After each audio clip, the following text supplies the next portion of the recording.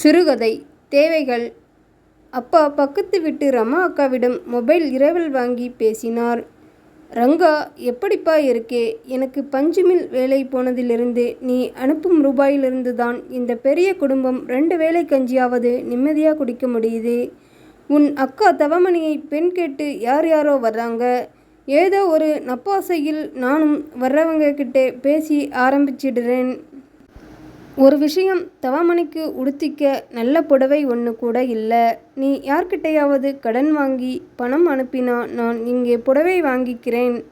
யாரும் பெண் பார்க்க வரும்போது ஒரு நல்ல புடவையை உடுத்திக்கிட்டு வெளியே வந்தாலே பளிச்சுன்னு இருக்கும்.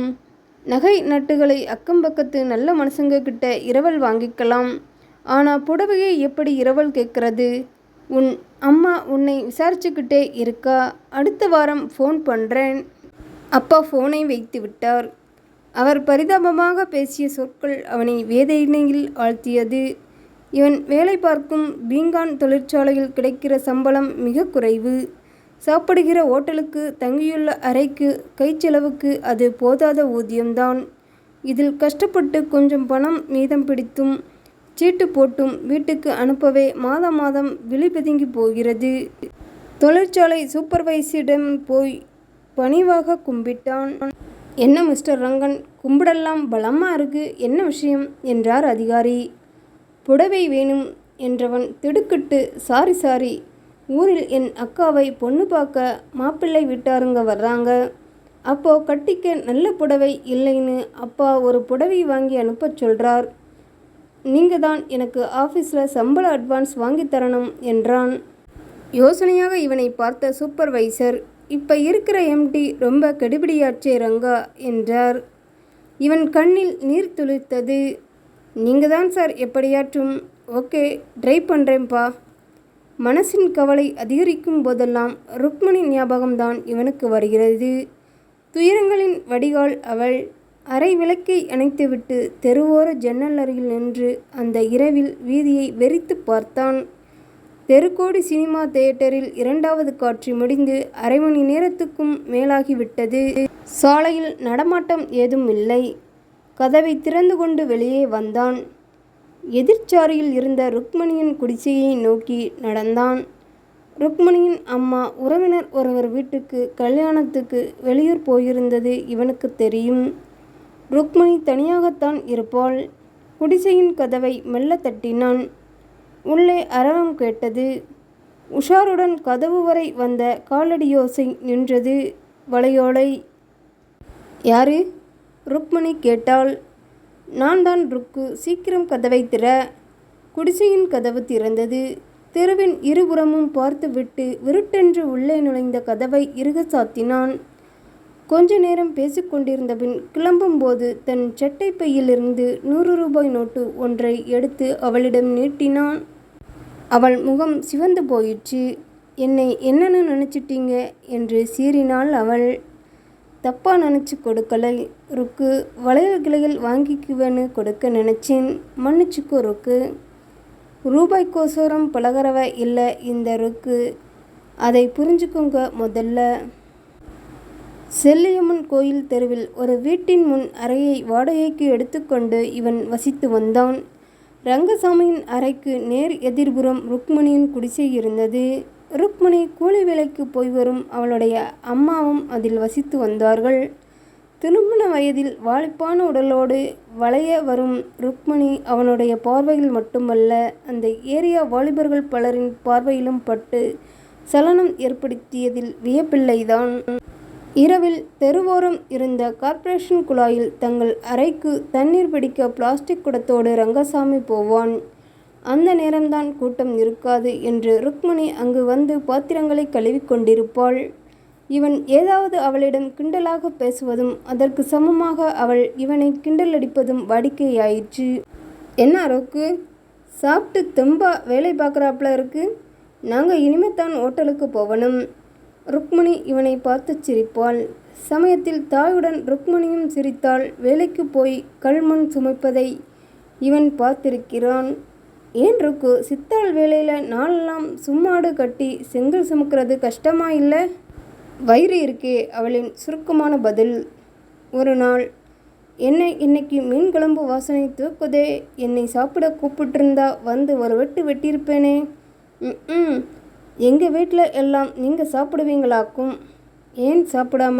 நீ வேணா கூப்பிடு, நான் வரலேனா இல்லையான்னு பாரு, அப்புறம் பார். இப்போவே வாங்களேன். தண்ணி ஊற்றி வச்சிருக்க சாதம் இருக்குது, வாழை மீன் குழம்பு இருக்குது. அவள் பேச்சை கேட்டு சிரித்து கொண்டே இவன் தன் அறைக்கு போய்விட்டான். அரை மணி கழித்து தெருவின் அரவம் அடங்கிய பிறகு அவன் மெல்ல ருக்மணியின் குடிசைக்கு சென்று கதவை தட்டினான். யாரது என்று கேட்டபடியே வந்து கதவை திறந்த ருக்மணி, நீங்களா என்று கேட்டாள். அன்றும் அவள் தாய் வெளியூர் சென்றிருந்தாள். ஆமாம், நான் தான். சாப்பிட வரச் சொன்னியே, வந்திருக்கேன், கிடைக்குமா என்றாள் ரங்கசாமி. அவள் பிரமித்து நின்றாள்.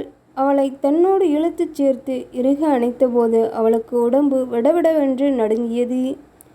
என்ன இது, யாரான்னு பார்த்துட போகிறாங்க, விடுங்க. பார்க்கட்டுமே.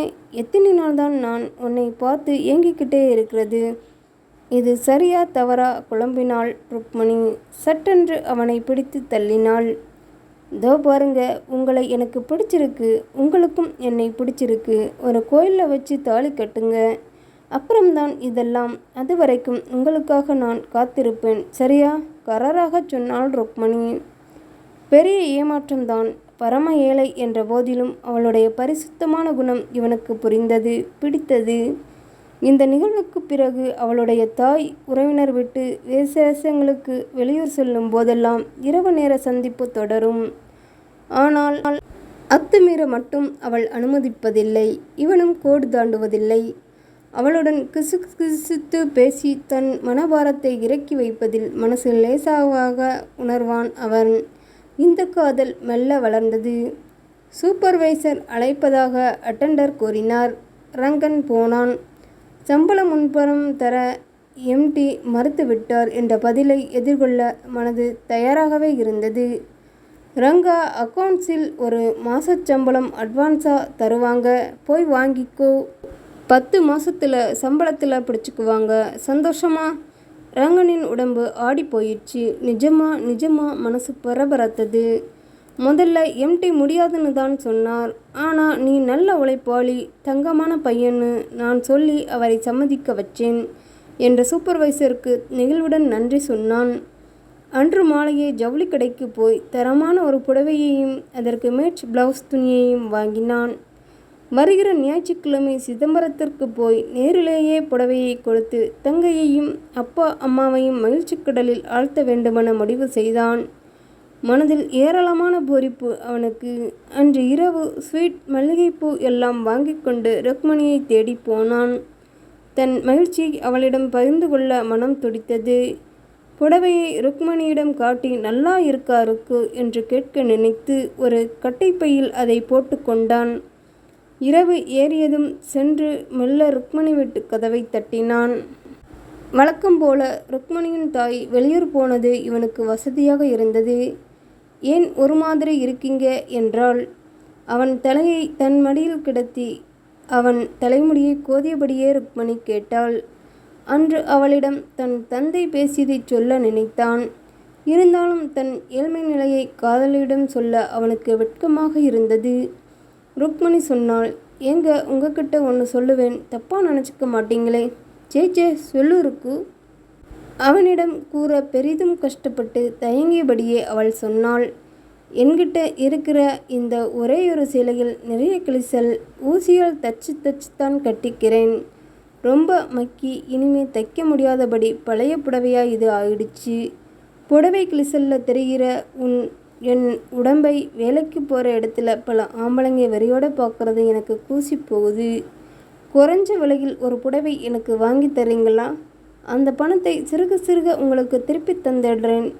அவள் விம்மினாள். கண்களில் நீர் வழிந்தது. உங்களை கேட்காம நானே புடவை வாங்கிடலாம்னு தான் நினச்சேன். ஆனால் கிடைக்கிற கூலி வயிற்றுப்பாட்டுக்கே பத்தலை. ரங்கசாமியின் இதயத்தை யாரோ சாட்டை கொண்டு அடிப்பதாய் உணர்ந்து துடித்து போனான் ஒரு கணம். பணத்தை பெரிதாக மதியாத அவளுக்கு இப்போது ஏற்பட்டிருக்கிற தேவை அவன் மனதை கூறு போட்டது. தன் அக்காவுக்கு நல்லதாய் ஒரு புடவை வாங்க அப்பா பணம் கேட்டதும் ஞாபகம் வந்து மனதில் பாரம் கட்ட அவளை கட்டிக்கொண்டு ஓவென்று அழுதான் ரங்கசாமி. சிறிது நேரம் கழித்து கண்ணை துடைத்து கொண்டு எழுந்தான் ரங்கன். கேட்காதவ கேட்டுட்ட. வெளியில் வேலைக்கு போகிற உனக்கு கிழிசல் புடவை ரொம்ப கஷ்டமான விஷயம்தான். இந்தா, இது உனக்கு பிடிச்சிருக்கா பாரு. கட்டைப்பையில் இருந்த அக்காவுக்கு என வாங்கிய புடவையை எடுத்து அவளிடம் கொடுத்தான். உனக்காகத்தான் வாங்கினேன் ருக்கு, கட்டிக்கோ. வெளியே நடந்தான் ரங்கசாமி.